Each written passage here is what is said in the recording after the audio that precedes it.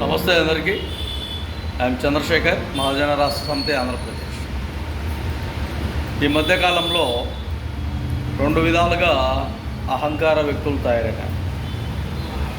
ఒకటి, మొట్టమొదటిది కులం అన్నట్టు తయారయ్యారు. రెండవది ఈ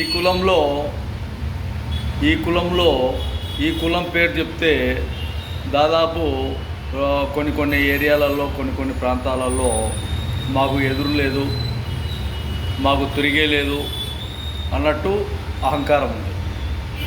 ఈ రెండు అహంకారాలు ఎప్పటికైనా చాలా ప్రమాదకరమైనవి. వ్యక్తిత్వంలోని మంచి విధానాలను ఎప్పటికైనా ఎవరైనా గమనించాలి.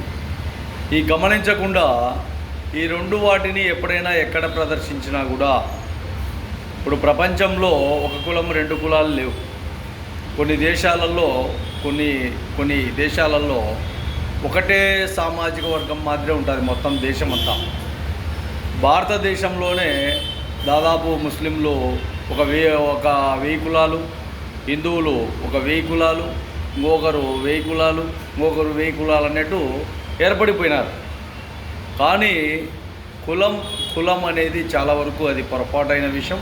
ఎక్కడ ఈ విధంగా ధోరణితో మాట్లాడి ఉండడం వల్ల చాలా వరకు ఇబ్బందులు గురయ్యే ప్రమాదం కూడా ఉంది.